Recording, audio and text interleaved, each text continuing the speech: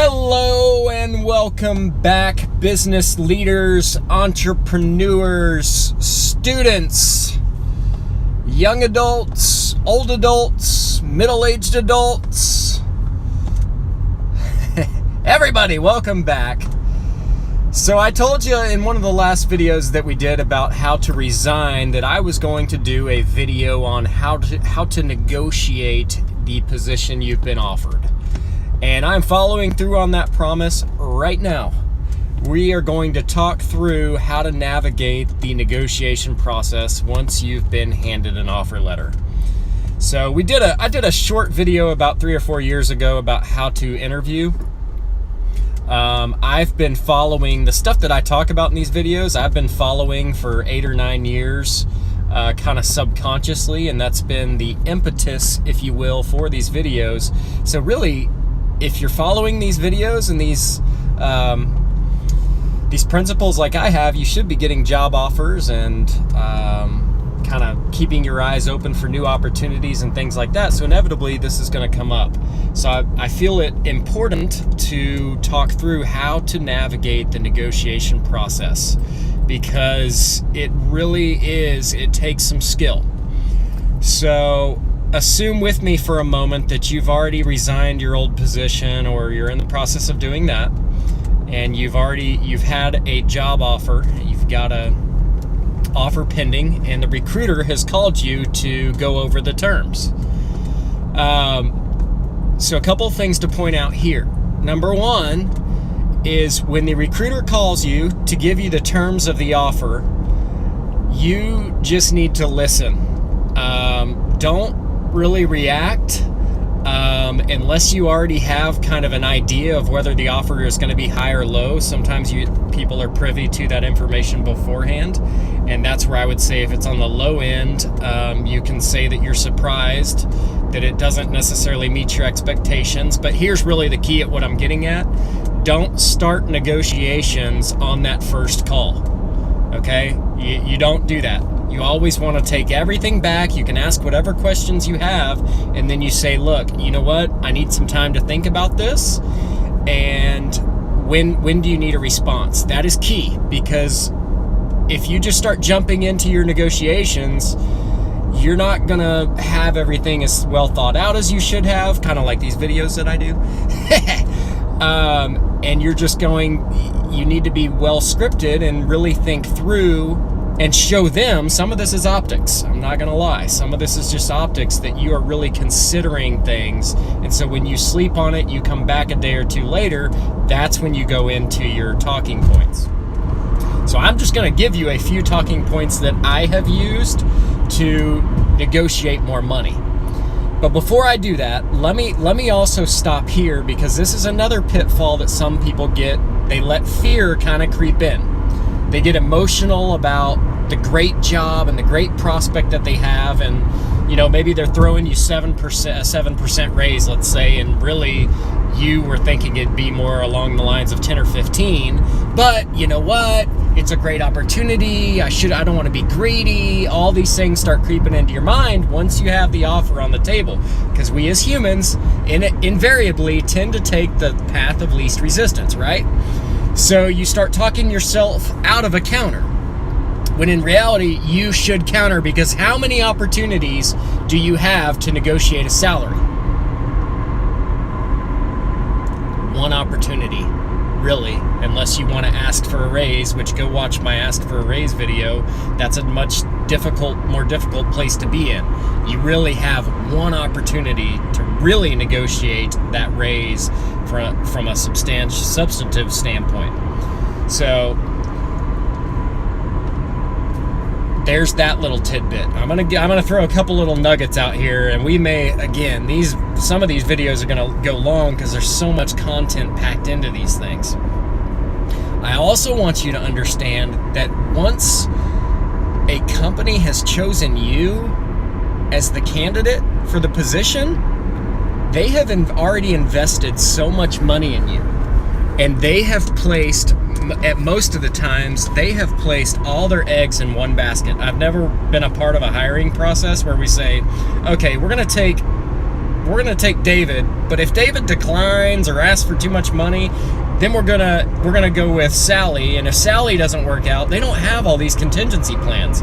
Most of the time they say, we want this person and let's try our best to get them. And when they fall through, it's like they go back to the drawing board. Every company I've been with operates this way. If you work for a company that's different, that's awesome. But what am I saying? You have tremendous amount of leverage.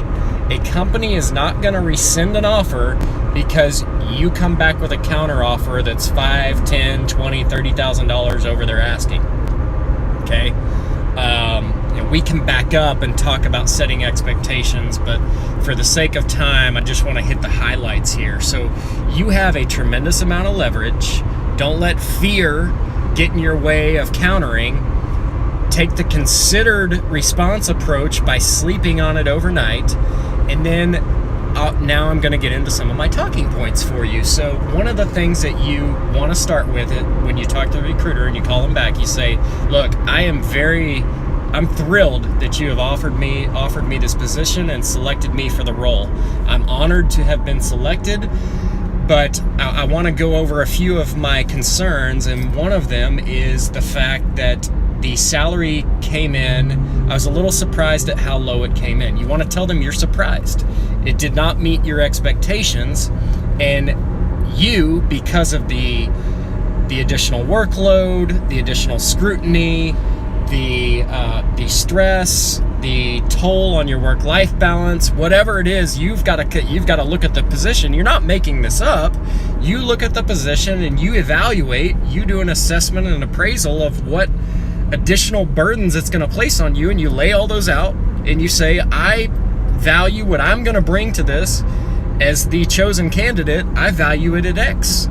And so you throw out a dollar figure, $5, $10, $20, $30,000 more than they want, and you kind of talk through that with the recruiter. Sometimes the recruiter will have a good idea on what's reasonable, and that's the other talking point I'd give you, is be reasonable when you come with a counter. If you're not reasonable, they're not really going to listen to you, and it's going to be a non-starter. So you've got to at least be in the ballpark, okay? And you should know what that ballpark is because of setting expectations before you even started the interview process. If your expectation is $100,000 and the company's, when you started interviewing, said we can only pay you $50,000, you should stop the interview process. You should not continue. Okay, you're way too far apart.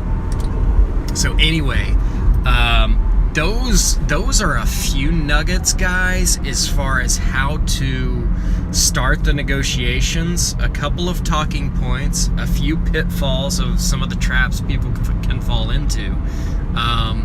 But just the main things you need to realize is you have a tremendous amount of leverage. Company's not going to rescind the offer typically. I haven't seen it happen because you counter. Don't be afraid of that. You have a tremendous amount of leverage, and you need to lead with a reasonable counter offer. Okay? So we can go more in depth into this. I'd actually like to hear from you as far as maybe what some of your fears are, or what you'd really like to unpack, because I've got a lot of personal stories. I'm coming up on 9 minutes, so I don't have time for those on this video, but I'd like to do another one where we really break it down step by step in the very beginning parts of the interview process to really set an expectation. But for those of you that already have a job offer pending and you're wondering, how do I negotiate this salary? Take it from me. I've negotiated a lot of salaries, sign-on bonuses, all of that, so we can really break this down.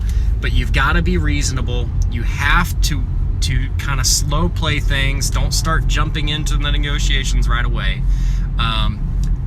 Really think about some of the stuff I've talked about here. I know it's a lot, but dive into it. Let me know your thoughts. I love to hear your feedback.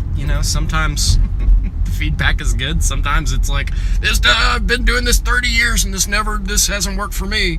Well, you know what? I'm sorry. I've been doing it 9 and it works every time. So, hey guys, keep the faith out there. Things are looking up. Sometimes you just need somebody to tell you, you know what? You've got this, okay? I haven't done this in a while, but you have got this. You can do it. You've just got to pick yourself up every morning and realize, I need to be around people that are telling me, yes, you can, not, no, you can't. The deck's stacked against you. There's no way you could do that. What are people gonna think? Forget all that noise. I'm telling you right now, you've got this. All you have to do is set your mind to it. We don't know what we're capable of sometimes until we've got people that believe in us. And I'm fortunate enough, I've got people that have believed in me and given me a chance. I believe in you. You've got to get around other people that believe in you and breathe life into you and can get you going back on the right track. You guys have a great work week. I hope this video you find it relevant and fitting for your situation. If not now, maybe sometime down the road. That's what I hope. Enjoy.